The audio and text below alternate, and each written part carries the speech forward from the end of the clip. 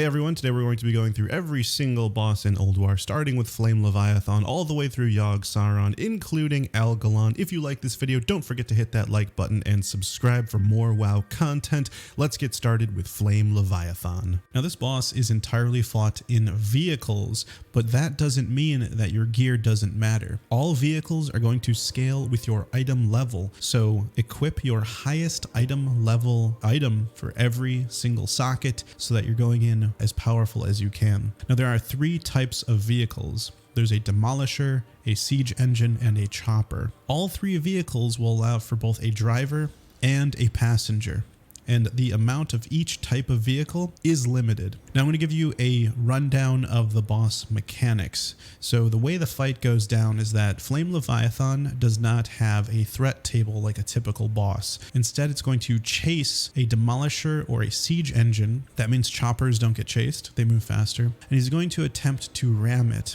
and anyone within ramming range if the Flame Leviathan gets close enough, and it's going to deal high physical damage. Over time, the Flame Leviathan will gain movement speed, moving faster, and will also cast flame vents. This is a high raid-wide damage ability that can be interrupted by the siege engine drivers, also periodically doing raid-wide damage. Okay, what is the strategy for simply this normal mode boss fight? Well, the siege engine driver is going to be using ram to deal low damage and knock targets away. They also have a dash ability to move forward to escape danger. And most importantly, the siege engine drivers are responsible for interrupting flame vents, and this can only be done at a short range. A good strategy here is to always have enough energy to interrupt flame vents. So as you're going on doing other abilities, always make sure you have at least 30 energy so that you can interrupt those flame vents at any time, because it's very important. Okay, for the siege engine passenger, you need to protect the siege engine with a large shield in case of danger. It has a very long cooldown, so make sure you use this at a good time. Most importantly, you are responsible for shooting down flying targets which drop pyrite, and also there will be mobs that are flying and you need to shoot them down as well. There are anti-air rockets that has no cooldown. You'll probably run out of energy before anything else, but you just spam it and destroy anything that's flying. This is your most important job. You can also do damage with cannonballs, but very low damage there. Okay, let's talk about the chopper. It's more fast than any other vehicle, and it will not be chased by the boss. You can drop oil patches, and you can also light those oil patches on fire to do some AoE damage, and you can also heal any passenger to full health over 4 seconds. This is going to be relevant in hard mode, but not in normal mode. All right, so moving on to the demolisher. Now the demolisher shoots cannonballs for low damage, but more importantly can shoot liquid pyrite, which costs 10% of the vehicle's mana, and it deals low damage on impact but applies a large dot which stacks up to 10 times. This is where all the damage is going to really be coming from to destroy Flame Leviathan. This is probably one of the most important roles. You need to ensure that this dot is constantly stacked to the max stacks of 10 throughout the entire fight, so you need a constant supply of pyrite, which we'll get to. You can also catapult your passenger like a projectile. In normal mode doesn't matter, but we'll get to why you want to catapult your passenger in hard mode. Now the demolisher passenger on normal mode, you're going to want to shoot down flying adds. You also need to make sure to grab liquid pyrite to refill 50% of the vehicle's mana, and it's essential to supply your driver with a constant supply of liquid pyrite for that damaging ability. You have to make sure you always have that ability stacked to 10, so a critical role here is to gather that pyrite. You could also spend 50% of your resources to double the vehicle's movement speed for 20 seconds. If you're very close to being caught by the boss, you're going to want to use this sort of as an emergency escape ability. And the passenger can also load themselves into the vehicle's catapult in order to then send themselves onto the boss for hard mode. Okay, so that's normal mode. It's very simple, very easy to do. Each person doesn't have to really think that much. However, when we go to hard mode, it's going to be a little bit more challenging than the very simple normal mode, so we're going to get into hard mode. Flame Leviathan is going to have 40% more health for each tower not destroyed, and we're going to have all 4 towers up for hard mode. The 4 towers are the Tower of Storms, Tower of Flames, Tower of Frost, and Tower of Life. Now the Tower of Storms will increase Flame Leviathan's physical damage by 25% and spawn Pillars of Light, which deal damage to any vehicle inside of it throughout the fight. Tower of Flames increases Flame Leviathan's fire damage by 50% and will spawn fiery orbs that fall from the sky and leave behind a flame trail throughout the fight. The Tower of Frost is going to spawn a beam that follows players throughout the fight, and then once it stops, it will freeze all nearby vehicles and deal damage over time. The freeze can actually be broken by using fire damage. So if someone wants to shoot a cannonball at the vehicle or throw some tar on the vehicle and light that tar on fire, anything that does fire damage can absolutely free those vehicles that do get frozen, but ideally you don't want to get frozen from the Tower of Frost. Okay, the Tower of Life decreases fire damage dealt to Flame Leviathan by 10% and will spawn a large ad and a group of small ads throughout the fight. Ads will take priority over Flame Leviathan, so you want to shoot your cannons at them. Demolishers, again though, keep those 10 stacks with Hurl Pyrite Barrel on Flame Leviathan throughout the entire fight. You don't actually want to spam the ability because Pyrite is a limited resource, so you want to basically just maintain the 10 stacks. Like, use it right before the stack is about to fall off. Don't get too close, just make sure it doesn't fall off, and just use that at the right time. Now you can also cause a system shutdown, which causes the Flame Leviathan to take 50% increased damage. So this is a really important mechanic for the raid. In order to cause this system shutdown, salvage demolishers are going to use load into catapult, right? You're going to load the passenger into the catapult arm using yourself as ammunition. The driver is then going to throw passenger onto the Flame Leviathan, and that player will then need to destroy all Leviathan defense turrets to cause that system shutdown. Now once that happens, the player will then parachute to the ground and a salvaged chopper can pick them up and use first aid kit immediately, which heals your passenger fully over 4 seconds, then take them back to their assigned demolisher. Keep in mind that when throw passenger is used, the salvage demolishers can no longer have someone collecting pyrite for them, so you definitely want to get those players back to their demolishers ASAP. Your raid is going to probably have assigned positions and vehicles, otherwise it can get a little confusing with everyone going to different demolishers, different choppers, so you're probably going to have assignments, rinse and repeat, and you'll have defeated Flame Leviathan. And he drops this loot. All right, next up is Razorscale. Now, Razorscale is a skippable boss that does not have a hard mode. Start the fight and ads are going to spawn. Just go ahead and kill them until all 4 harpoons are ready, and so you can ground Razorscale. You can actually launch these harpoons at any time. You don't have to wait until all 4 are ready.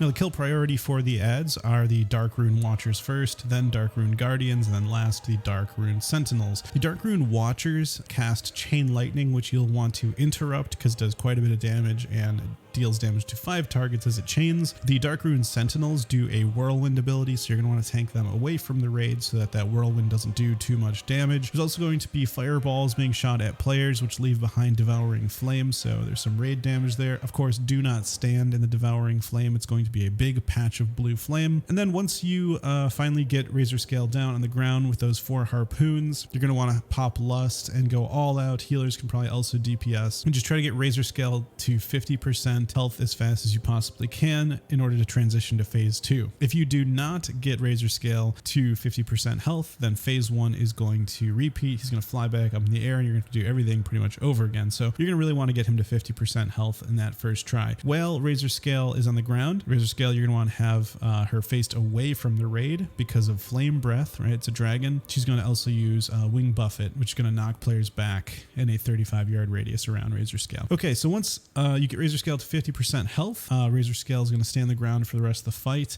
Devouring Flames will still appear on the ground. Those are the patches of fire, so avoid those. Don't stand in them. And again, tanks face the boss away from the raid because of Flame Breath. And then every now and then, you're going to want the off tank to tank Razorscale, taunt Razorscale off the main tank because of Fuse Armor. This reduces the armor, attack, and movement speed of an enemy by 20% for 20-second stacks up to 5 times. So once this gets too many stacks, the off tank is going to have to taunt the boss so that fuse armor can fall off. There's also another stacking debuff called Flame Buffet, which increases fire damage a player takes by 1,500 for 1 minute. So basically, burn down Razorscale before things get out of control. Pretty straightforward, easy fight. Do that correctly, and Razorscale drops this loot.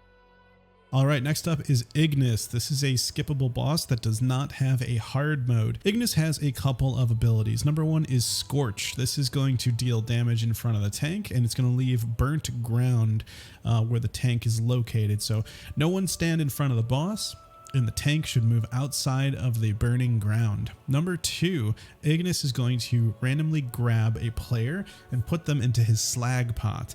That player can't move but can still do most actions like casting heals and will take massive amounts of fire damage over the duration. So healers need to focus on that player and keep them alive. When it expires, the player is going to gain a ton of haste for a few seconds to make up for their DPS loss. Ignis also casts Flame Jets, which is a high raid-wide damage ability that interrupts spell casting for 8 seconds if you are casting a spell while Flame Jets is cast. Stop casting when Flame Jets begins. I have a bunch of weak auras that you can download in the description. Paladins can also use Concentration Aura plus Aura Mastery, and that will prevent the interrupt, but make sure it's very clear if that's being used or not. Also, the main part of the fight, Ignis is going to summon Iron Constructs. This is pretty much the main mechanic. Ignis deals 20% additional damage for every Iron Construct alive, so you want to kill them. However, Iron Constructs have a lot of health, and they actually should not be DPS'd. Instead, you have to lead them to the burning ground that was created from Scorch. So the off tank is going to pick them up, bring them to the scorched ground, and keep them there for 10 seconds until they have 10 stacks of heat, which turns them molten. Now,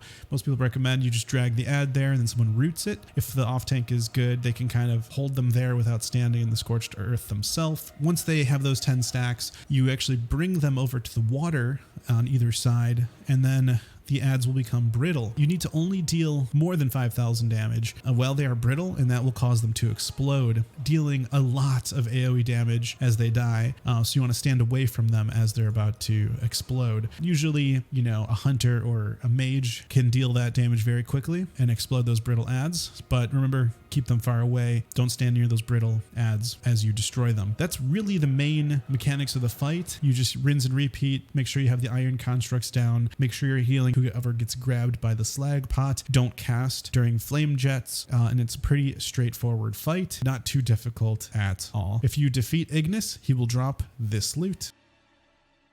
Next up is the XT002 Deconstructor. This is a boss that has a hard mode and is unskippable. Periodically, the XT002 Deconstructor will cast Searing Light or Gravity Bomb on random targets. If you get targeted by those abilities, you need to run out of the raid because it's going to cause AoE damage. Searing Light will do AoE damage periodically immediately, and so you don't want to be near other players during that. And then Gravity Bomb will not do damage until the very end, and it will also sort of suck players to that target who has been debuffed. Both these two abilities you want to run outside of the raid. During a hard mode, Searing Light, when it finishes, will spawn a Life Spark, which is an ad that will need to be picked up by the off tank. So as you run out of the raid after being targeted by a Searing Light on hard mode, you're going to kind of want to run towards the off tanks that can be more easily picked up. Healers are going to want to cast lots of heals on people targeted by Searing Light. Make sure they're topped off for when that ad spawns. It'll probably get a swing off or two on that target, so definitely going to want them topped off. And Gravity Bomb, right as it finishes, you're going to want to time your heal so that instantly that player gets healed. The boss will also cast Tympanic Tantrum, which will do 10% of everyone's health every second for 8 seconds. So it won't kill everyone, but a ton of raid damage. So you need to do lots of healing to keep everyone healed up. This happens every 1 minute, but the timer will reset when the boss reaches 75, 50, and 25% health when the boss switches over to phase 2, which is when the heart of the Deconstructor is exposed. So if you're able to hit these thresholds in less than a minute, you can actually avoid Tympanic Tantrum from being cast. Once those thresholds are hit, you enter into phase 2. Phase 2 is essentially when the heart is exposed. If you want to activate hard mode, destroy the heart. During this phase 2 period, 3 different types of ads are going to spawn from the back corners of the room and start moving towards the XT002 Deconstructor. Scrap bots need to be killed immediately before reaching XT002. Otherwise, when they reach him, they will heal him, so it's very important that they don't reach him. They can also be CC'd. Boom bots explode when they reach 50% health and deal AoE damage to everything, including their own friendly targets, so don't stand near them when they're about to explode. Also stand the scrap bots near the boom bots when they're about to explode so that they can deal damage to those adds. Tanks pick up the pummelers, and then also important note is that the heart of the Deconstructor takes double damage, 100% increased damage, so you want as many of your DPSers dealing damage to the heart of the Deconstructor as possible, even your healers. Again, keeping in mind that killing the heart of the Deconstructor will activate hard mode, so if you don't want hard mode, don't kill the heart. Keep in mind that during Tympanic Tantrum, raid cooldowns such as Divine Guardian will help with that raid damage. And let's talk a little bit more about hard mode. So let's say that you destroy Heart of the Deconstructor. Well, XT002 will be healed to 100% health when the heart dies, and will have an additional 50% health and deal 15% increased damage and gain some new abilities. The Gravity Bomb, when it finishes, it will drop a Void Zone. Gravity Bomb does do a slow effect, so it's important that a Paladin uses Blessing of Freedom, or Hand of Freedom, I should say, to help that character move around as they're targeted by Gravity Bomb. And that Void Zone is going to get larger over time. Kind of like the Grobulus fight, you're going to want to drop your Void Zone in a place out of the way because it's going to stay there for the rest of the fight and grow over time. So that's the additional mechanic with the Gravity Bomb. And again, we talked about it earlier, but the Searing Light, when it finishes, it's going to create a life spark that needs to get picked up by the tank. Other than that, though, not too much new. Tympanic Tantrum, very healing intensive, so make sure to use Divine Guardian when needed. But other than that, pretty straightforward fight. And if you defeat XT002 Deconstructor, he drops this loot.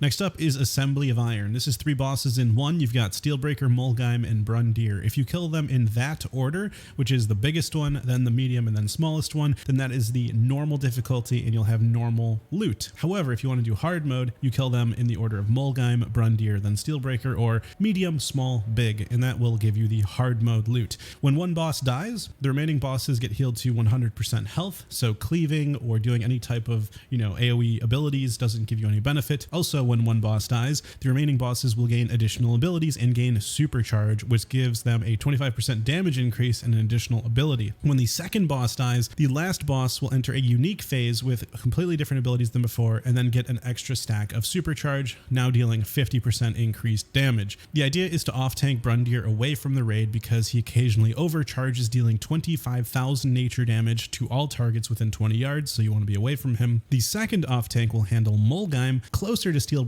so that there is an increased chance of Rune of Power being cast near them. Rune of Power is going to increase damage by 50% to all targets that stand within it. So you want to move enemy targets out of the Rune of Power, and you want your DPS to get inside of the Rune of Power. Steelbreaker is also going to be using Fusion Punch, which deals a ton of nature damage and additional nature damage over time. You need to dispel that from Steelbreaker's tank as soon as it's cast. Anyone close to Steelbreaker, again, is going to take damage from high voltage. It's an aura that does 3,000 damage, which is not a lot actually, so you can heal through this. Just be aware it's there, so you need to raid heal. And then of course, like I said, move Steelbreaker out of Rune of Power when it's casted there, and all DPS move into it. Now once you kill Steelbreaker, you've got Molgeim and Brundir left to deal with, and we're going through normal mode first. We're gonna go through hard mode next. Keep Brundir away from the raid and then focus on Molgeim. Dispel Shield of Runes from Molgeim. The Shield of Runes absorbs 50,000 damage. If the shield absorbs the total amount, Molgeim is gonna get a 50% damage increase for 15 seconds, so you don't want to damage through it. You want that to be dispelled. It's also going to be a Rune of Death on the ground. You're definitely going to want to move out of that. I mean, the name Rune of Death, you probably don't want to stand in that. It does 3,500 shadow damage per half second, so very fast shadow damage. Healers heal the raid-wide damage caused by Brundir's Lightning Whirl. He's going to shoot around. Lightning Bolt's going to do 6,000 nature damage per bolt. Now, once Molgeim dies, you just have Brundir left, and he's going to gain the ability Lightning Tendrils. He's going to lock on a target randomly, start moving towards them, and Lightning Tendrils is going to do 5,000 nature damage per second to all targets within close range. So when you start getting pursued by Brundir and his Lightning Tendrils, basically just move away from him and move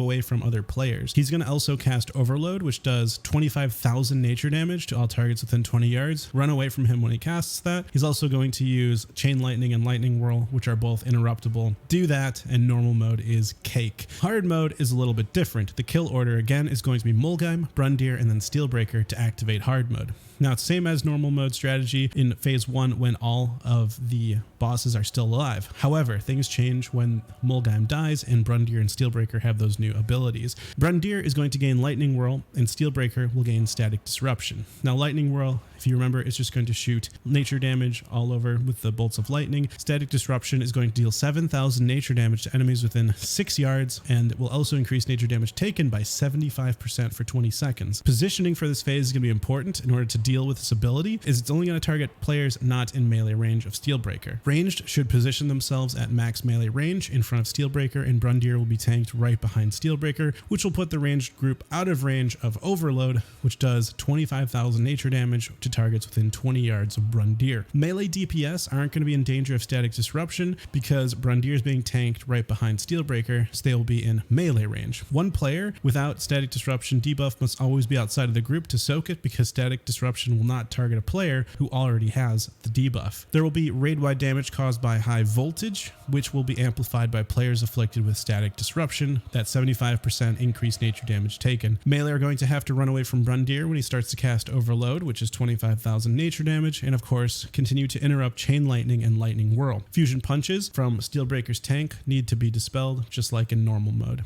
Now after Brundir dies, you're going to have just Steelbreaker, and he's going to have the ability Overwhelming Power. Overwhelming Power is going to be cast on the main tank, and it'll basically cause them to die after 35 seconds. They basically deal 200% more damage, but once the ability ends, it's going to kill the player and then do massive nature damage to any players within 15 yards. So the off tank must taunt Steelbreaker so the tank afflicted with Meltdown can go run away and not explode on the raid. So unfortunately, there's really no way for the tank to survive this. The tank's going to die. You're going to have them go run away and die in a corner, essentially. This is why Glyph of Rebirth is actually really good in this fight, because it's going to cause players resurrected by Rebirth to be returned to life with 100% health, so you don't have to worry about healing them after you resurrect them. Okay, last thing is Steelbreaker will heal for 20% of his health, 10% if a healing debuff is applied, right? Mortal Strike. Every time a player dies, including the tank who dies from Meltdown or tanks. So keep that in mind. He's going to be healing if anyone dies, so it's very important not to die. Do all of this successfully, and he drops this loot.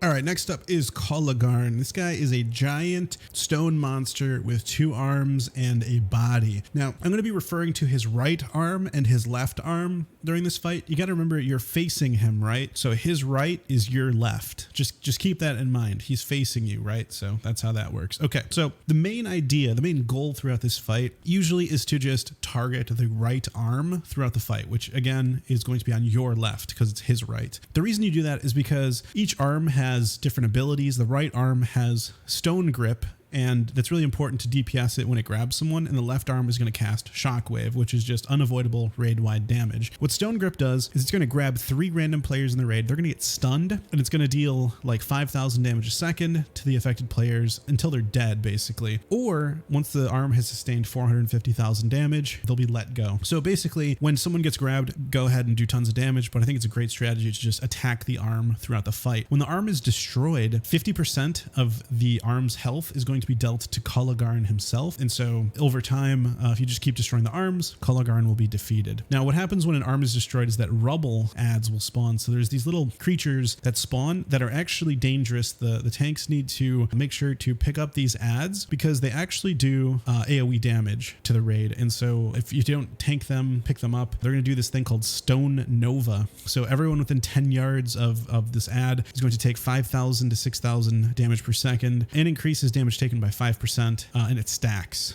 So this is something that is kind of dangerous. You got to AoE down these adds after an arm breaks quite quickly. Shockwave is a nature damage spell coming from the left arm, which is going to be again on your right. It's going to basically do damage to everyone in the whole raid, dealing about 10 to 15,000 nature damage. Shamans can use Nature Resistance Totem to help mitigate that. It'll probably be 50 to 70% of everyone's HP, but if they're not taking damage from any other sources, it's not really going to be a major issue. Healers also are going to want to make make sure to keep anyone who is grabbed by Stone Grip alive, so they're stunned, taking 5,000 damage per second. And again, that's 3 players. Tanks are also going to have to be careful because Kologarn uses an ability called Overhead Smash. This decreases the target's armor by 25% for 45 seconds, stacking up to 4 times to 100%. Also interrupts casting for 8 seconds for anyone within melee range. So if you are a caster or a healer, don't be within melee range. You don't want to get hit by that. Tanks need to taunt off each other once there are 2 stacks of Overhead Smash so that you don't take too much damage. But other than that, it is actually a pretty easy fight. There's also one more mechanic. He has focused eye beam. He shoots beams out of his eyes towards a target and chases them. Basically just run away from it. Don't drag the beam to your allies. Just run away from it. You can even heal through it. You can also ice block, bubble, etc. if you don't want to run away from it, but it's up to you. It's not too threatening of an ability. Kologarn, pretty easy fight, not difficult at all. I think a great strategy is to focus the right arm throughout the fight. It will regrow and you can focus it again, but it's going to be a great way to prevent players from being stunned within Stone Grip too long, and of course preventing them from dying at all. Do all of this correctly and Kologarn drops this loot. All right, next up is Auriaya. At least that's how I think it's pronounced. This is a boss that does not have a hard mode, and it actually has 4 adds during the fight and is somewhat difficult. The hard part of this fight is actually the pull. There are 4 cats called Sanctum Sentries that actually do quite a bit of damage right when the fight starts by using Savage Pounce, which does 10,000 physical damage, an additional 10,000 every second for 5 seconds. And so typically the idea is to have the entire raid out of line of sight from Auriaya and pull with a Hunter Misdirection or a Death Knight tank, use Death and Decay. Basically, you don't want to get hit from these adds when the fight starts. You want all of them on the tank, but this is going to cause extreme tank damage. So all cooldowns should be used right when the pull starts. A Disciplined Priest should use Pain Suppression. Tanks should use all of their defensive cooldowns, and likely you might need to use Blessing of Protection to save anyone who might have pulled threat during this initial pull, popping all cooldowns to ensure the tank doesn't die when the fight starts. Auriaya is going to use an ability called Guardian Swarm, which is very similar to Magnus Spiderlings, summoning adds that die quickly and really don't make much of a difference. A big mechanic of the fight is the raid-wide fear. This is called Terrifying Screech. Everyone is going to flee in horror for 5 seconds. Right when she uses fear, she's going to begin using Sentinel Blast. If she completes this cast, she's going to channel it, which does a lot of AoE damage, which is basically could potentially cause a raid wipe. The cast and the channel can be interrupted and should be interrupted. However, you are going to be feared during this duration, so it's a good idea to put down a Tremor Totem, and most importantly, you should put Fear Ward on the tanks, because once a player is feared, they become removed from the threat table. So when the boss gets interrupted from casting Sentinel Blast, the boss is then going to go to whoever is now at the highest threat, which hopefully, if you fear warded the tank can go ahead and start building up threat. Otherwise, if a tank is feared, Auriaya gets interrupted, they're going to go for whoever isn't currently feared and is the next highest on threat. So be careful with that functionality. You can also get out of fear through a variety of ways. It can be removed or resisted by using Berserker Rage, Lichborn, Berserk, Fear Ward. You can PvP Trinket. It's actually dispellable. So if you want a priest to use Mass Dispel, there are plenty of ways to get out of this fear. You're going to want to get everyone out of that fear as soon as possible. Also,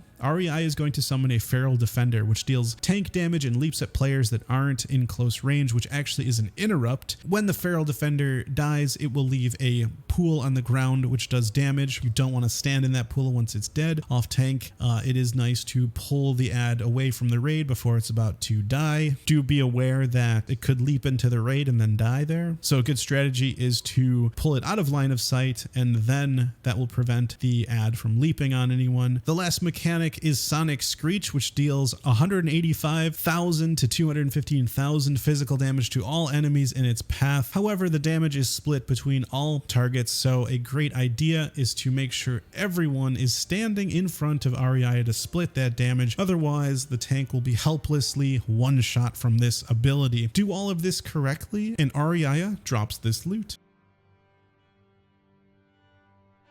All right, next up is Mimiron. This is an unskippable boss that has a very difficult hard mode, 4 phases, each one being in a different vehicle. This is going to be a tough fight for sure on hard mode, also known as the fire fight. All right, so on normal mode first, we have phase 1. An ability you're going to want to avoid in phase 1 is proximity mines. These are laid on the ground, sort of near melee range, which deals 20,000 fire damage when triggered. This will almost kill you, most likely, and you don't want to get hit by it. You're at most risk of being hit by it when you have to run away from the boss, when he starts casting Shock Blast, which deals 100,000 nature damage to targets within 15 yards. This is where all melee need to run out away from Leviathan Mach 2. And so don't get hit by proximity mines when you are running away. Also in phase 1, Leviathan Mach 2 will cast Plasma Blast, which deals 25,000 spell fire damage per second for 6 seconds. This is going to be used on the tank, so big heals when he is casting this. And then also ranged DPS and healers are going to want to be spread out so that more than one target doesn't get hit by Napalm Shell, which does 10,000 fire damage to targets within 5 yards of the impact point and leaves a damage over time that does 6,000 fire damage per second for 8 seconds. Do all of this fine, and then you will move on to phase 2. Phase 2 is VX001, and this is the recommended phase to use Bloodlust. There's going to be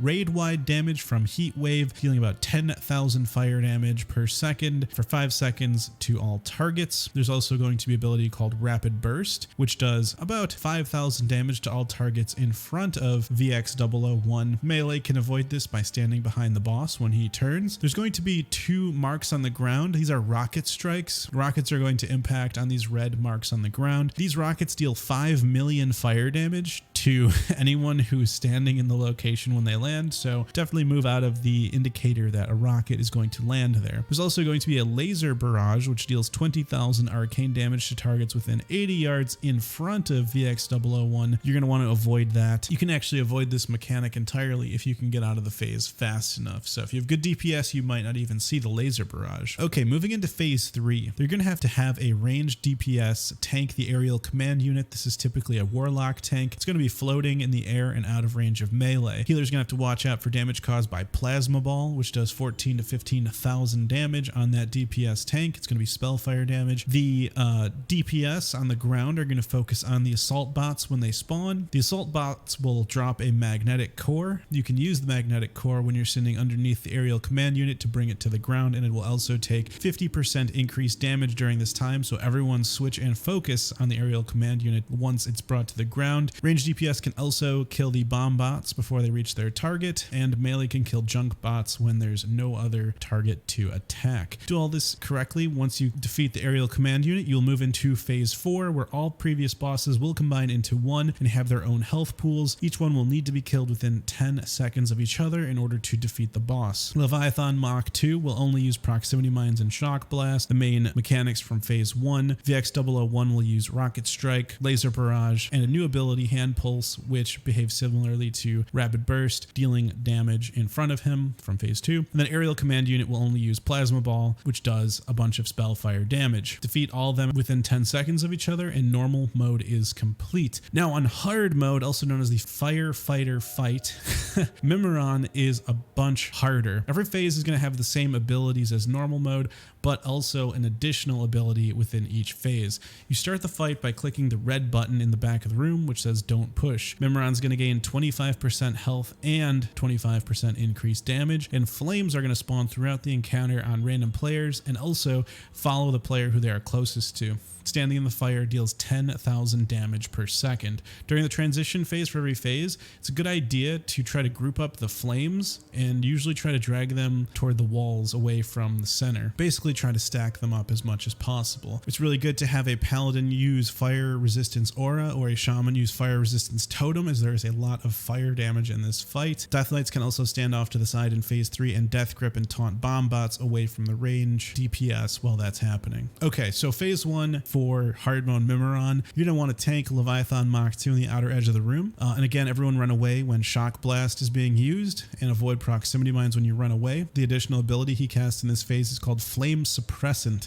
This is actually going to coat the room and douse all flames, and this is going to have all enemies afflicted, which is everyone in the raid, have their cast speed slowed by 50% for 8 seconds. So healers is going to be a little bit harder to heal, and caster DPS, you're going to be doing a little bit less DPS, and that's going to happen when he's about 50% health. Once you defeat Leviathan Mach 2, VX001 will spawn with a Frost Bomb at the beginning of the phase, and about 1 minute after that, every minute for the rest of the phase, we'll be using Frost Bomb. This Frost Bomb, after a delay, will explode, extinguishing any fires within 30 yards, but also dealing 50,000 frost damage and knocking back any enemies caught within the blast. That's a ton of frost damage, so you're going to want to make sure you don't get caught in it. The first Frost Bomb should extinguish a lot of the fires. Bring them to the Frost Bomb so that they can get extinguished, because there's going to be a lot of them as they continue even during the transition phase between phase 1 and phase 2, and so you're going to want to extinguish as many as you can using Frost Bombs. Make sure to run away from them before they explode. During phase 3, along with the bots from normal mode, there's also going to be emergency fire bots that spawn. They have a deafening siren aura, which silences all players within 10 yards of the caster, so emergency fire bots will silence, be careful, and they'll also have a water spray ability. This douses flames within 15 yards, but also deals 18 to 21,000 frost damage and knocks back any enemies caught in the spray. So emergency fire bots you're going to want to stay away from because they're going to deal damage and also silence. Kill them as quickly as you possibly can. The magnetic core from the assault bots, you're going to want to save so you can use 2 of them back to back. And once you are able to bring down the aerial command unit, that is a good time to use Bloodlust when you have that 50% increased damage. Once the transition begins, you're going to want to kill any remaining adds as you prepare for phase 4. Frost Bomb is the additional ability in this phase, just like in phase 2. And there'll be tons of stuff to avoid in this phase because it's the combination of all of the abilities before, but you also now have Flames and Frost Bomb. You're going to have to avoid a lot of the lethal abilities like the Rocket Strike, the Laser Barrage, Hand Pulse, Rapid Burst, and Plasma Ball. So lots of things to be aware of, and a lot of these things have the potential to kill you in one hit, including Shock Blast if you're melee. So if you're able to survive all of that and DPS Mimiron in his final phase, he drops this loot. All right, next up is Freya. This is a boss that is unskippable and has a very difficult hard mode. We're going to start with the normal mode first, and after we go through that, we will go through hard mode. All right, so normal mode. In order to fight Freya in normal mode, you're going to have to clear 3 mini bosses within the room. The first mini boss is Elder Stonebark. He uses Ground Tremors, which does raid-wide damage and interrupts spellcasting for 8 seconds. He also buffs himself with Stone Bark, causing massive reflect damage on melee hits. Anyone who attacks fast, dual wield, etc. should stop DPSing when he has that on him. He also buffs himself with Fists of Stone, which greatly increases his melee damage but slows him down. If you remember Karazhan, those constructs had a ability like that. The tank needs to run away from him during that time period. Pretty easy boss fight. Mini boss fight, I should say. The second mini boss is Elder Iron Branch. He is the second one in the back right, and he casts Iron Roots on a random player. These Iron Roots are essentially an NPC being put on top of the player, which will make the player debuffed with a snare and will do quite a bit of damage over time. Killing the NPC removes the debuff, but also Hand of Freedom instantly removes it as well. So Paladins, you should have someone assigned to use Hand of Freedom on anyone who gets Iron Roots on them. Elder Iron Branch will also impale the tank, dealing massive damage. Once one tank is impaled, the other tank should swap in to survive through that damage. Third mini boss is Elder Brightleaf. This last boss shoots high damage bolts at random players. It can do quite a bit of damage. Some players might even get one shot. He also places sunbeams that continuously damage players under it and will continuously empower him if he stays under it. Tanks should just keep the boss moving so that he's never under any sunbeams. Those 3 bosses are pretty easy. Once you take them down, Freya is now in normal mode. Freya has a couple of mechanics. Number 1 are the sunbeams. Sunbeams deal AoE damage on a random player after a short cast. It can't really be avoided, but you're going to step out of it once it's cast on you. Also, it's a reason why you're going to want to loosely spread so that multiple players don't get hit by a single sunbeam. Another mechanic Freya has is Aonar's Gift, which is basically a targetable tree NPC. If the tree remains alive for around 15 or so seconds, it's going to heal Freya and any additional mobs present. It's actually something you want to destroy, but it's not difficult at all because it actually can be destroyed by a single player just DPSing it, dies quite quickly. But it is something you don't want to ignore. You don't want that heal getting off. All right, number 3 is Attuned to Nature. Freya is going to heal herself constantly, but every wave of adds that she summons will reduce the amount of healing by 1/6. So you have to go through 6 waves in order to progress to the next phase. Now, each of these 6 waves of adds are on a timer. So it is possible to have several waves if the DPS is low, or a large dull empty time if DPS is high. They spawn in a random order, but will always involve 3 types of creatures each time. And I'm going to go through each of what the possible adds could be. First up is the Ancient Conservator. This is a giant treant. Upon spawning, he will cast Conservator's Grip. This is not interruptible, but it will silence and pacify anyone who is not standing under mushrooms that continuously sprout around the room, slowly get bigger, and then eventually shrink. Whenever you're standing near a mushroom, you're going to get plus 50% damage increase. So it's definitely something DPS want to stand in, but also everyone else when there's an Ancient Conservator out to prevent being silenced and pacified. Whenever the Conservator is alive, Nature's Fury is going to be cast. This is an ability that Freya uses, which infects an enemy for 10 seconds, causing it to inflict nature damage to its nearby allies every 2 seconds. It's basically like a lightning rod. It's going to deal nature damage every second to all other players that are near the debuff player. If you get hit by this ability, you need to move away from other players, and that is, she's only going to be casting that when the Ancient Conservator is alive. The next set of mobs are Exploding Lashers. Now, the Exploding Lashers are a swarm of about 12 adds that deal quite a bit of damage when they die. They're going to explode, dealing fire damage, and if a lot of them die at the same time, it is definitely enough to wipe the raid or kill plenty of players. So they need to be crowd controlled as much as possible before they die. A good strategy is to actually stack the raid so that you can gather up the mobs, start AoEing them down, and then once they are starting to get low health, the raid can then spread apart and single target them one by one so that you don't get too much simultaneous damage all happening at the same time. All right, and then the third set of mobs is actually called the Guardians of Nature, which is 3 different mobs that spawn all at the same time. One is called a Storm Lasher. This is going to attack players with nature damage, which doesn't do much, and he also shoots lightning bolts, and they could be interrupted. They can be interrupted as well, so it's a good idea to interrupt the Storm Lashers. Pretty straightforward mob there. There's also the Ancient Water Spirit. This is going to cast an ability called Tidal Wave, which will surge forward through enemies in a line. This cannot be interrupted through Counterspell or Wind Shear, but it can be interrupted through stuns. So if you have a Ghoul Gnaw, if you have charge interrupt, things like that, any type of stun will interrupt this. And it's a great idea to do it because it actually does a lot of damage to anyone who gets in its path. So it's a great idea to interrupt this through a stun. And the third mob is the Snap Lasher.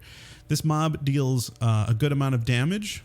And the reason it's dangerous is because every time it gets hit, it's going to deal more damage. Every time he takes damage, melee damage, he's going to do more damage as a buff. But it is a mob that is easily crowd controlled by slows. So everyone who is dealing damage to the Snap Lasher needs to be aware of their threat to not pull aggro, as it is kite tanked by the tank with help from crowd control. A note here on the Snap Lasher is that damage over times on the Snap Lasher will not increase the stacks of the damage buff it gains when taking damage. So that is a good strategy strategy. Okay, once 6 waves of adds have been dealt with, 6 waves of those creatures we just went through, Freya is going to enter phase 2, where she will cast Sunbeams and Lifebinder's Gifts, which are also Aonar's Gifts, you know, the interchangeable name, and the Sunbeams, unavoidable, but get away from them, right? She's also going to start launching Nature Bombs. These Nature Bombs, there's about 10 to 15 that shoot out where players are standing. After a short delay, they will explode and deal 10,000 nature damage to all enemies within 10 yards of the bomb. Also, it's going to cause you to be knocked back when you get hit by it. A good strategy here is to have your raid grouped loosely around the same spot and then moving all together kind of away when the bombs are dropped. Similar to Eye of Eternity, how you're all stacked and then you got to all move away together. Very similar to that. A good landmark to use is actually the river. Just stand on one side of the river, then when nature bombs are launched, go across the river, and then when they, you know, when you get nature bombs again, cross the river again to just slightly move out of the way of all of the nature bombs. Rinse and repeat. When Freya reaches 0 HP, you will have defeated her. And that's normal mode. Now, hard mode is, I would say, significantly harder because Freya is going to get buffs from the 3 mini bosses that you didn't kill. So to enable hard mode, don't kill the 3 mini bosses, and now they're going to be part of the fight, not as actual NPCs that you have to kill, but instead they're going to be empowering Freya throughout the fight, sort of from the sidelines like cheerleaders. But these are some very powerful buffs. I'm going to go do a rundown of what happens. So Elder Stonebark's power is to increase Freya's physical damage dealt by 50%.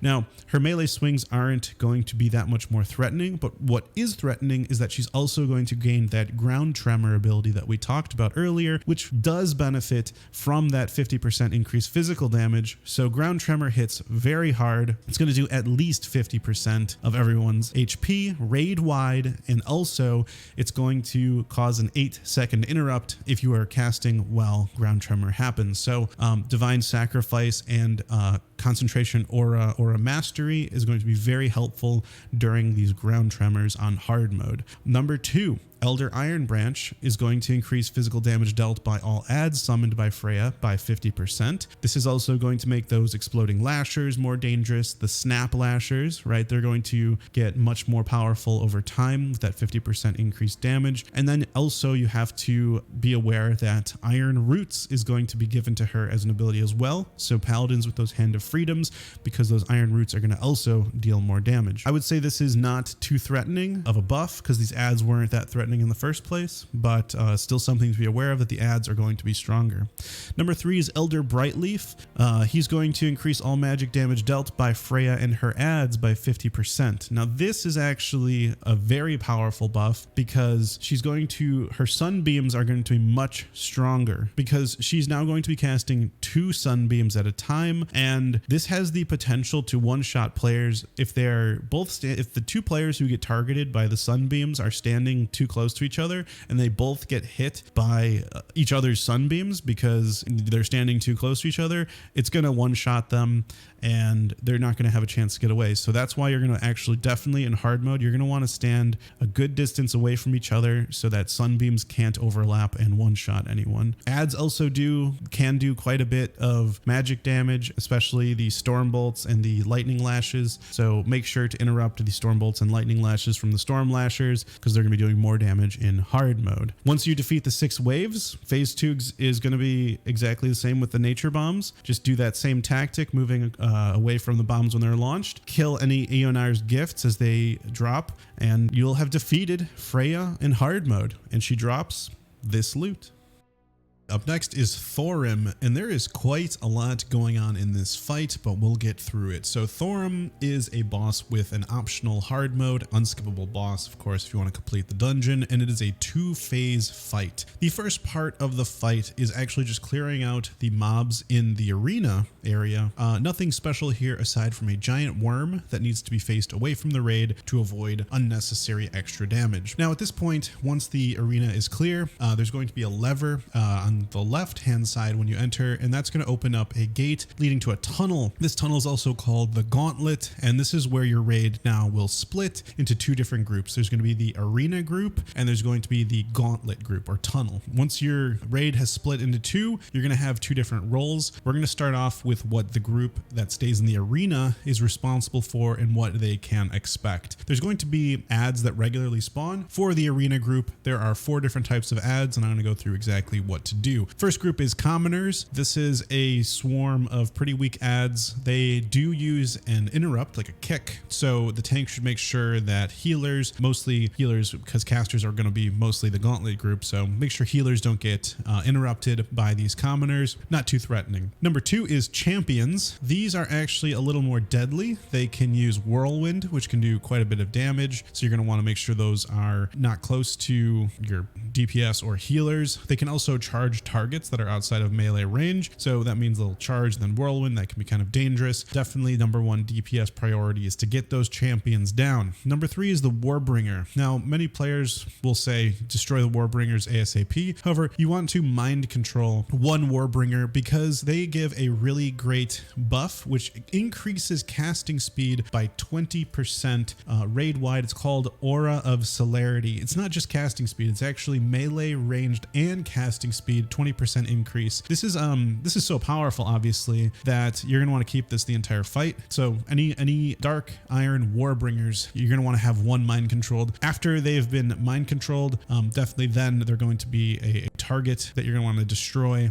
Once you already have that one, that's gonna be mind controlled. And the 4th mob is the Evoker. The Evokers are going to put a buff on themselves that's going to make them immune to being interrupted, and then they're going to cast spells basically, and then they have they deal very little melee damage if they get silenced. So what you want to do is dispel them, offensive dispel, and then interrupt their spell casts, which will then make them very weak and easy to deal with. The group in the Arena are going to face regular spawns of these 4 different types of mobs until the Gauntlet team has completed their job, which we're now going to get into. The Gauntlet team, they are in a race against time to reach Thorim. If you want to reach hard mode, you have to reach Thorim within 3 minutes. If you don't want hard mode, then you can take as long as you want, but obviously you don't want to take too long because your other group is dealing with mobs nonstop. That's how you activate hard mode. So the Gauntlet begins, right? So first thing first, you're going to be in a long hallway, and there's going to be an AoE. If you remember Utgard Pinnacle, there's a part where half of the hallway gets shot by ice. It's going to be very similar, but this time it's going to be fire. It's going to be a fire AoE that's going to blast either half of the room, left or right, and it just randomly does that. So you have to be very aware of your positioning as you move through the Gauntlet. Getting hit by this AoE is not necessarily a one-shot, but it is a lot of damage, and you definitely don't want to get hit by it. As you're moving through this Gauntlet, you're going to run into Iron Ring Guards. These are ads that are on your way towards the mini-boss. They're going to deal a lot of damage to the tank and apply a bleed effect, which does a profusely high amount of damage unless you heal the target who is debuffed by it to greater than 90%. Everyone says just heal them to full. That will remove the debuff. If you don't heal them to above 90%, that debuff is just going to continue to do a ridiculous amount of damage. So you really got to, pretty much almost over heal them, get them to 100% health in order to remove that bleeding debuff. Guards will also cleave, so make sure they're faced away from the raid so that you don't take unnecessary damage. And then there's also going to be called an Acolyte. Now these Acolytes need to be focused because they are going to be healing. They're going to do smite attacks as well. Number 1 attack priority. They're going to be using Renew on guards, which needs to be offensively dispelled because it's a very powerful heal over time spell for them. Once you get through these ads, you're going to reach the first mini boss called the Runic Colossus. All players need to be within melee range, otherwise the mini boss will charge them, and all players must be behind him because he also does an ability called Smash, dealing 43,000 physical damage to all enemies within a 10-yard cone in front of the caster. So those are the 2 deadly abilities. At 50% HP, the Runic Colossus will shield himself, taking reduced damage, and begin to reflect incoming physical damage. So you need to be careful if you're a physical damage dealer to not kill yourself during this part of the boss fight. Once the mini boss is dead, the path will open. Now, the second part of the gauntlet will involve going up some stairs, and there's going to be more acolytes, honor guards, and you deal with them the same way. Focus the acolytes first. Honor guards, make sure to overheal that debuff.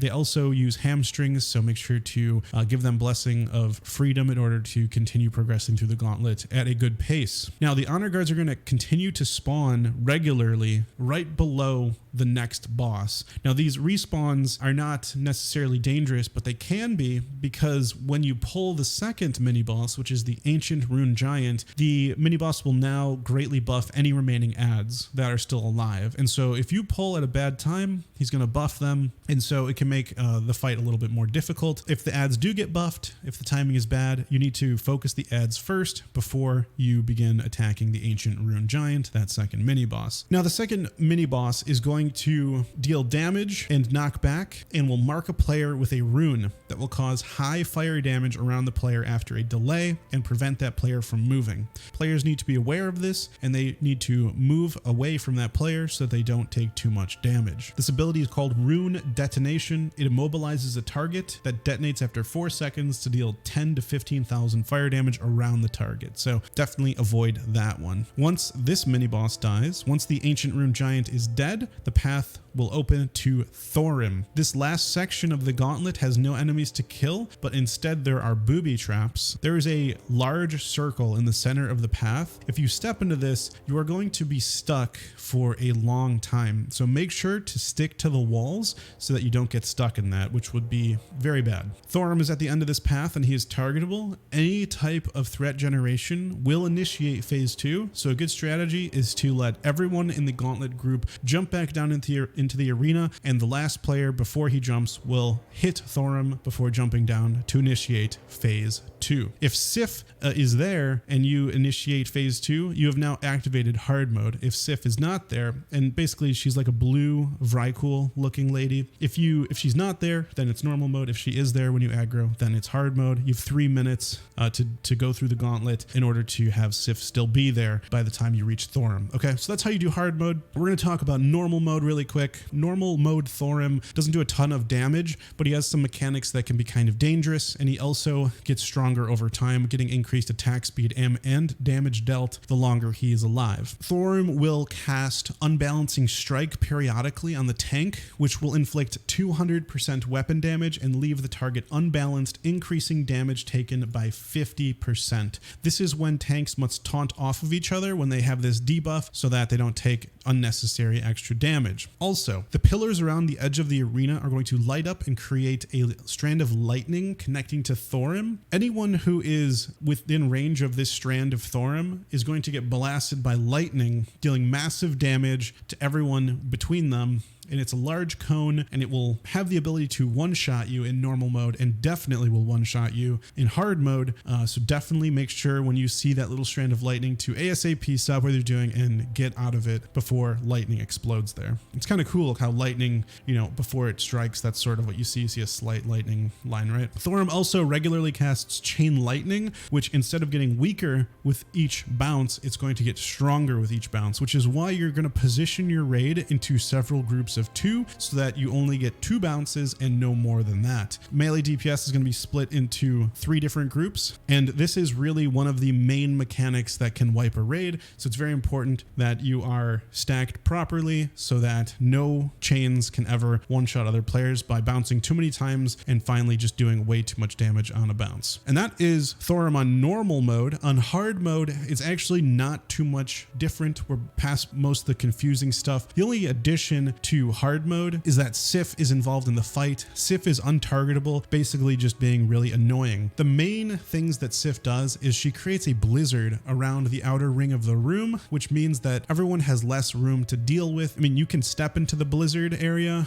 and take extra damage, but it's recommended to just not do that and just use the remaining area available to do the mechanics. Sif is also going to cast Frostbolt volleys. These are going to have no cast time, instant cast. It's going to do a lot of damage, so it's it's good to Divine Sacrifice, any type of damage mitigation. It won't kill players, but in addition to other mechanics, it has the ability absolutely to. Sif will also cast Frostbolt randomly on random targets, not that threatening. And most annoying of all, Sif will be casting Blink and Frost Nova. So she will blink towards players and Frost Nova them. It doesn't do a lot of damage, but really what's most dangerous about it is that it's going to root the targets, and it's going to require very quick dispels from either priests or paladins to get players able to move again and react to the mechanics of the fight, because if you're in the wrong place at the wrong time, it can mean instant death in this fight. One tip for you, there is a safe spot that will never be hit by any chain lightning charges ever, which is in the direction of the staircase that leads to the Gauntlet event. This is an area that is typically reserved for holy paladins for their great healing, or the priest that is mind controlling the Warbringer from the phase 1 arena to continuously give everyone that aura of celerity, which is 20% increased melee range and casting speed, so that they don't have to worry about moving around during the fight. So it's a good tip to give them that slot there so they don't have to worry about moving during those lightning charges. Moving when lightning charges appear on your group is going to be one of the main mechanics in this fight. Being able to move out of danger and then return to your spot once the danger is gone is going to be critical. Do all of this successfully and you will have defeated Thorim.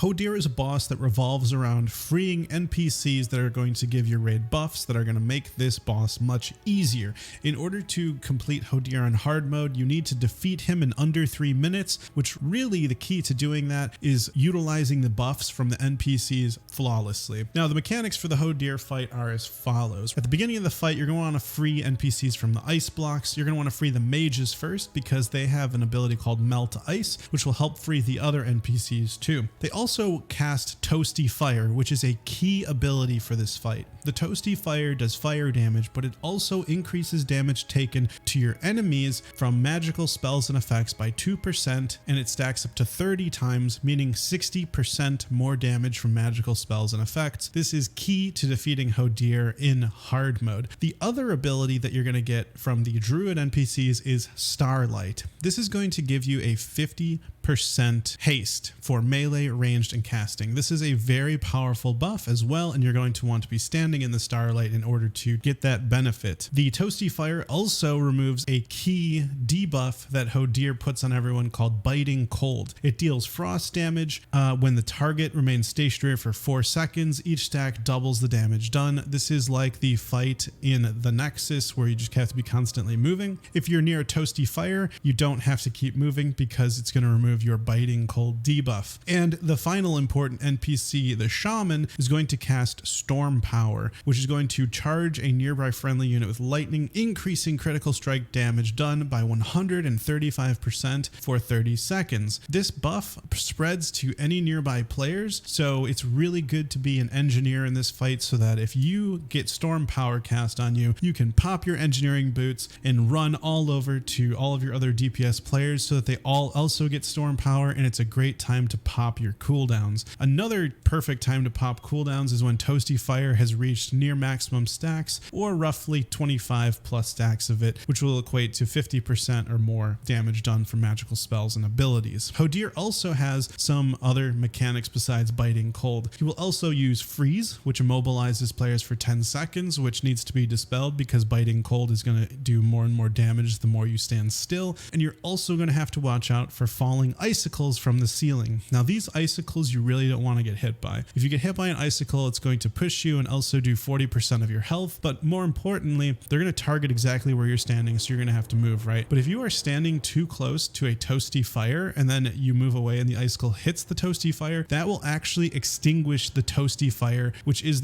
one of the worst things that can possibly happen from these icicles, because the Toasty Fire is giving everyone protection from the Biting Cold, and it's also causing Hodir to take like 50% plus more magical damage. Losing a Toasty Fire is going to almost ensure that you do not complete this in hard mode, which again is defeating the encounter in under 3 minutes. So be really cognizant of where you're standing, because an icicle is probably going to fall where you're standing because they target where you are. This also means don't stand too close to other players so that you don't force other players to have to move because of an icicle falling on you. Now, what's also important is that Hodir is going to cast Flash Freeze. What this does is going to freeze everyone everyone in ice blocks unless they are standing on top of a snowdrift. When icicles fall, they're going to turn into a little mound of snowdrift, so you dodge the icicle, then on the ground there's going to be some snowdrift. You have to stand on top of the snowdrift in order to avoid being frozen by the flash freeze. Ideally, nobody should be getting frozen by the flash freeze because they're removed from the fight until they're freed from it, so definitely do not get frozen by those flash freezes. The final mechanic that you have to worry about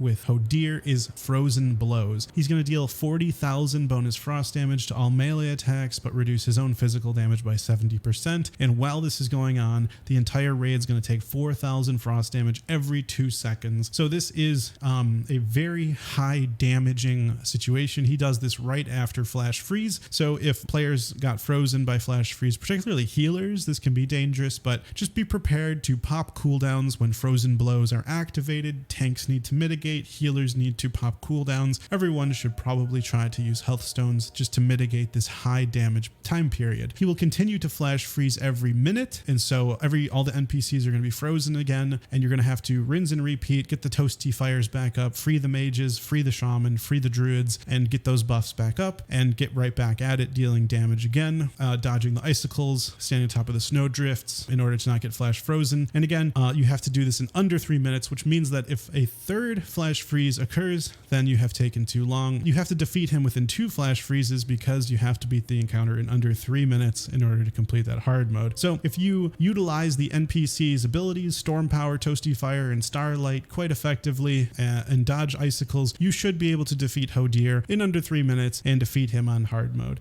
If you do that, then he drops this loot. All right, next up is General Vezax. Vezax has an aura during the duration of the encounter called the Aura of Despair. This prevents mana regeneration from nearly all natural sources and reduces melee attack speed by 20%. This is a constant throughout the raid. He will also cast an ability called Searing Flames, which deals a massive amount of fire damage to all enemies and reduces everyone's armor by 75% for 10 seconds. This has to be interrupted or it will cause your tank to die, because everyone's going to get hit by it, so it must be interrupted. You also need to avoid Shadow Crash. Now, if you remember the Ruins of Anchorage heroic dungeon, near the end of that dungeon, some faceless ones shoot this like twirling purple thing and then hits the ground, right? So Shadow Crash is similar. You need to avoid getting hit by this, right? But after it lands, you want to stand in the leftover energy field, which will linger for 20 seconds, increasing magical damage dealt by 100%, casting speed by 100%, but it reduces healing done by 75%, and it also reduces mana costs by 75%. So all caster DPS as well as discipline priests, since they mostly use shielding, are going to want to stand in the leftover pool that Shadow Crash leaves. There's also the Mark of the Faceless. Mark of the Faceless is basically a debuff that's going to go on a player. They need to run away from everyone else because everyone around them is going to start taking damage, and Vezax is going to be healed for that damage taken. It's going to last for 10 seconds. It's called Mark of the Faceless. So you get Mark of the Faceless, run out of the group. Vezax is also going to cast Surge of Darkness. This is also an ability that's just going to buff him. It's going to make him do 100% more physical damage, but 55% reduced movement speed. Now, there's 2 different ways you can do this. Because it's a positioning sensitive fight, right? You want your DPS to stand within the Shadow Crash puddle. You don't really want to do the kite, even though kiting is the right idea here because he has reduced movement speed but increased damage. So if you are trying to maximize your DPS, then the best strategy is for the tank to use damage mitigation abilities and try to just tank through the Surge of Darkness, which increases physical damage by 100%, and just tank through that instead of trying to kite him. You could also kite him though. There are also going to be Saronite Vapors that spawn. Saronite Vapors spawn and can be killed, and then there's going to be a green puddle on the ground which will give you mana at the cost of life though. So don't stand in there too long because you can actually die from standing in the Saronite Vapors too long. However, if you want to defeat General Vezax on hard mode, then you need to keep all 6 Saronite Vapors that spawn throughout the fight alive. You may need to even stop DPSing Vezax in order to get all 6 to spawn. Once all 6 Saronite Vapors are alive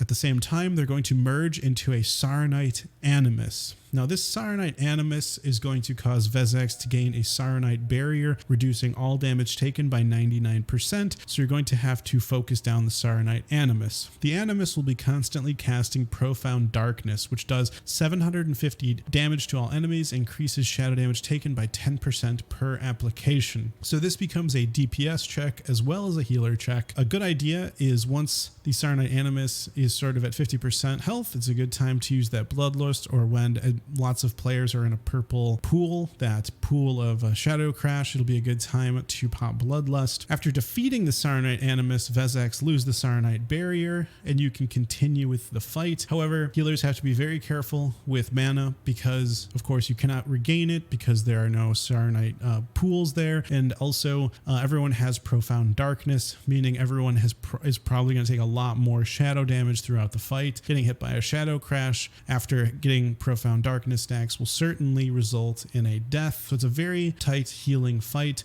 Prayer of Shadow Protection, Shadow Resistance Aura, both of those are going to be very helpful for this fight. The general arrangement you want to use for this fight, I'm going to show you a graph here, is that all the ranged DPS are going to stack. When a Shadow Crash comes to land in the ranged DPS, the raid splits, going half goes left, half goes right.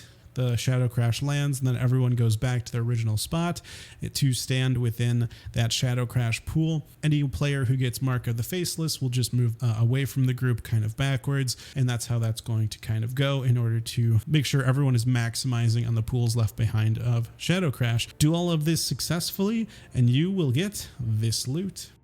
All right, guys, the big one, Yogg-Saron. All right, I'm going to give you some background information first on the keepers and what they do. So we have Freya, which will use Sanity Well. This is a green beam that will bring you back to your senses, regenerating 20% of your sanity every 2 seconds. Damage done is reduced by 50% while you remain in the well. Throughout the fight, you're going to lose sanity from Yogg-Saron's abilities. You're going to start with 100, and if you ever reach 0 sanity, that means that you're going to be mind controlled by Yogg-Saron for the rest of the encounter, regardless of if you reincarnate, if you get resurrected, you are on his side for the rest of the fight. So you don't want to have your sanity reach 0, and Freya helps with that. Hodir can save a player from fatal damage, basically ice blocking them before death. Mimiron slows the attack and casting speed of creatures for 30 seconds. And Thorim, who's very important, will finish off Immortal Guardians, which spawn in phase 3, which would be otherwise unkillable, and he uses that with an ability called Titanic Storm.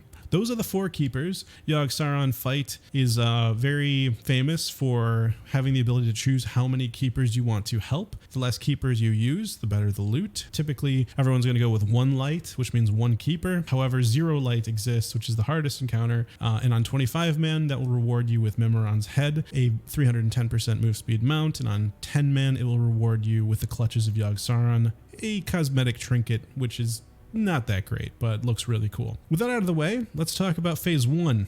Phase 1 is very simple. There's going to be ominous clouds that float around. Going to want to avoid them because whenever you get too close, a guardian of Yogg-Saron will appear, which is a mob that hits decently hard. You don't want to get hit by it. Let the tanks pick them up and then bring them over to Sarah, who's floating in the middle of the room. And when Guardians of Yogg-Saron die, they explode in a Shadow Nova, dealing 25,000 shadow damage to all targets, including Sarah. And the goal here is to get Sarah hit by 8 Shadow Novas. So you just need to kill 8 Guardians of Yogg-Saron when they're right next to Sarah. You also have to be careful because Guardians of Yogg-Saron will use an ability called Dark Volley. This, you need to interrupt this because it will reduce healing effects by 25% and deal raid-wide shadow damage, so it must be interrupted. After you defeat 8 Guardians of Yogg-Saron next to Sarah, you're going to enter phase 2. Now there is a lot of different mechanics that go on during phase 2, and we're going to go one by one. So there's going to be Crusher Tentacles. These are tentacles that look like they kind of almost have like a bulb at the end. They are dangerous towards melee, so ranged DPS are going to focus on them. Holy Paladins, use your Judgement spell on them because they're going to be using a debuff, which is called Diminished Power. This is going to weaken enemy units in a large area around the caster, 50,000 yards, pretty much everyone, reducing the damage they do by 20%, stacks up to 4 times. Being hit by a melee ability interrupts this cast. So Crusher Tentacles need to have a melee ability. Paladin Judgement works on them in order to get them to stop making the raid weaker. So that's the Crusher Tentacle. Yogg is also going to summon Corruptor Tentacles. These Corruptor Tentacles are going to throw tons of different debuffs all over the raid. Diseases, which regularly stun, magic effects, which heavily slow players, poisons, which deal damage over time, as well as drain mana over time, curses, which are Curse of Doom, and they all need to be dispelled. And Corruptor Tentacles, of course, need to be killed as well by melee DPS, since ranged will be on the Crusher Tentacles. The number one priority tentacle that you need to destroy is the Constrictor Tentacle. This is going to spawn pretty much at a player and grab them, preventing them from moving, and it's going to cause heavy physical damage over time. It has fairly low HP, but it should be instantly focus fired when it spawns. Immunity effects like Ice Block, Divine Protection, as well as Hand of Protection, or BOP, should be used on the grabbed player in order to prevent them from taking too much damage. So Constrictor Tentacles are the number one priority. Then everyone should focus Crusher Tentacles besides the melee, and then Corruptor Tentacles last, but this should be where the melee is focusing. There's also a debuff called Brain Link. It links two players together with a beam, and if they are further than 20 yards apart, they're going to take 3,000 shadow damage per second and lose 2 sanity. So those two players need to get close enough.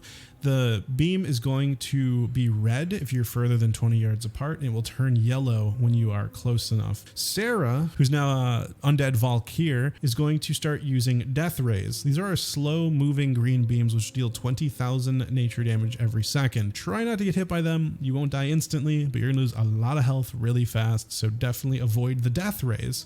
They're called Death Rays. Sarah will also cast another ability called Malady of the Mind. This is cast on a random player, and it's basically like a Warlock's Death Coil. You're going to be moving around horrified, right? And then right as the effect ends, it bounces to a nearby player. So anyone who gets this debuff, you need to get away from that person so that the debuff doesn't bounce to you, and you want it to just go away without bouncing. So that's the goal with Malady of the Mind. Sarah also will cause Psychosis, which is random unavoidable damage on a player, which also reduces sanity. And so those are Sarah's 4 abilities. 1 minute after phase 2 starts, Induce Madness will begin. And when Induce Madness is cast by Yogg, 10 portals are going to open up around Yogg.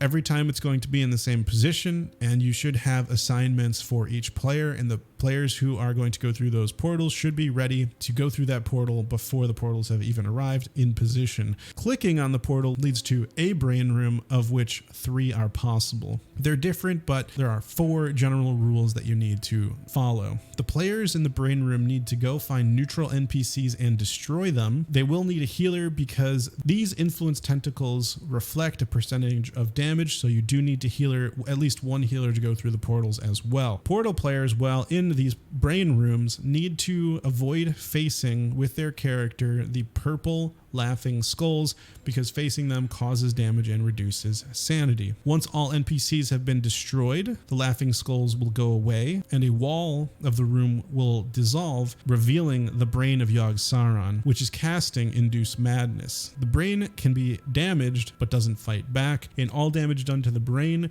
is done to Yogg-Saron as well. Damaging the brain is the only way to make phase 3 occur once the brain has reached 30% health. Portals will eventually open back near the brain to allow going back to the main room where Yogg-Saron awaits. It's very important to take this portal back, because if any player is in the brain room when Induce Madness completes casting, which is a 60-second cast, they will instantly be lowered to 0 sanity and be mind controlled by Yogg. So you're going to want to give yourself some buffer range. Leave that brain room a good 2 to 3 seconds before Induce Madness finishes casting. 30 seconds after Induce Madness completes, a new Induce Madness will be cast, portals will open, and rinse and repeat until you can get Yogg-Saron's brain to 30%. Once Yogg-Saron's brain is at 30%, phase 3 begins. You're going to want to turn away from Yogg during Lunatic Gaze. If you're a healer, you can basically always be looking away from Yogg-Saron because you don't have to look at your target to heal them. Immortal Guardians are going to spawn, and you're going to want to focus them down to 1% health as quickly as possible. possible,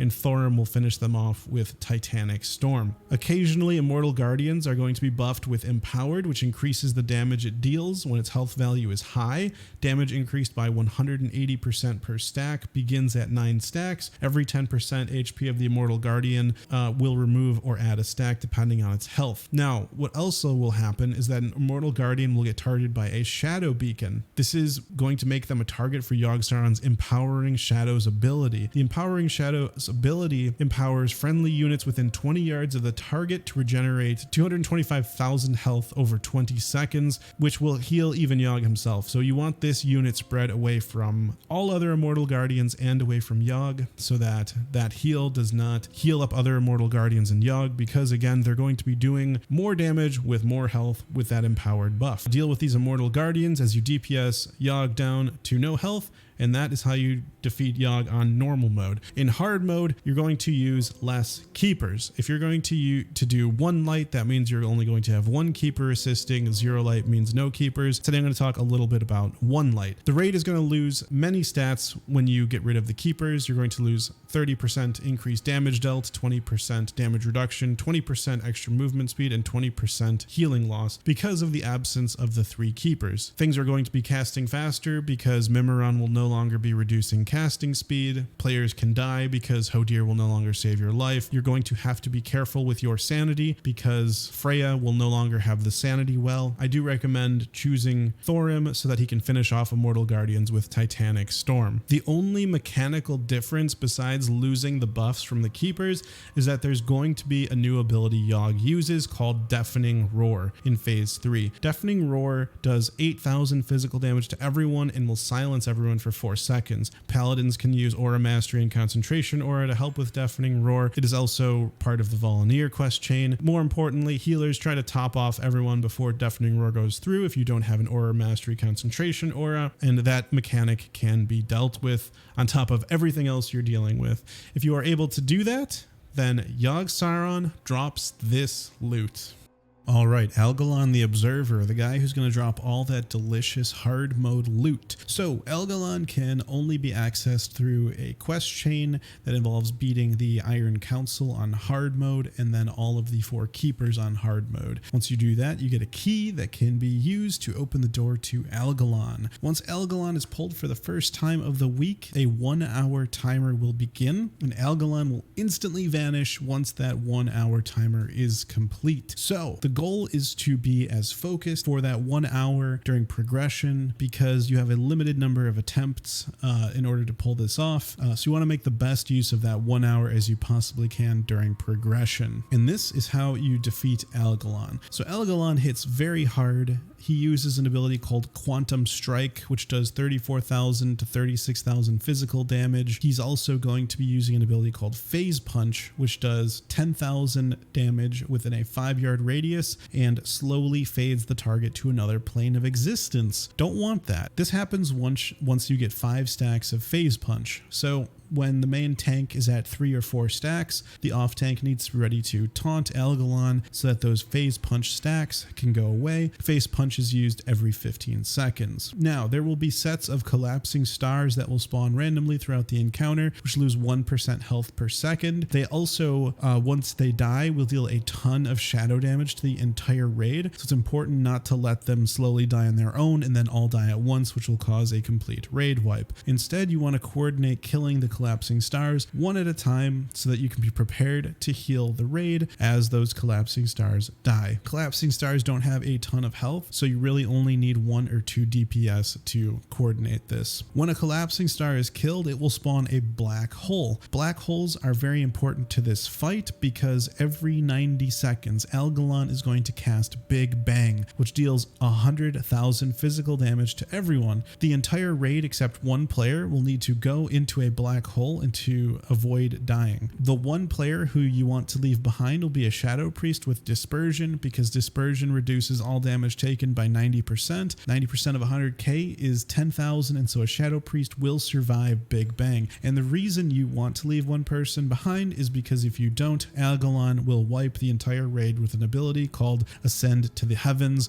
which does 600k to 700k arcane damage, which nobody can survive. Once Big Bang is done, 1, everyone will be taken back to the normal realm. Also going to want to watch out for an ability called Cosmic Smash. 3 abyssal boulders from the sky, each deal 50,000 fire damage. You want to avoid being hit by that. Now, black holes also serve another function. You want to kite living constellations into black holes, which will kill them. It will also cause the black hole to disappear. So the rule of thumb is these adds, these living constellations, which are casting spells on the raid, you want to put them into black holes, but you always want to have a black hole ready for Big Bang so that the raid can go inside of that black hole to survive. A good tip here is that Death Knights can use Death Grip on the living constellations while standing on the other side of the black hole to drag them into that black hole to kill them instantly. Phase 2 begins when you have Algalon at 20% health. Any collapsing stars or living constellations will disappear and they will no longer spawn. Algalon will continue to use Quantum Strike, Phase Punch, Cosmic Smash, and Big Bang. All black holes are going to also disappear though, but with 4 new black holes spawning in fixed locations around the center of the room. Unleash Dark Matter are adds that will spawn at the start of the phase and every 30 seconds after, coming out of the black holes. The off tank should just pick these up and tank them off to the side. DPS ignore them and focus on Algalon to finish this fight,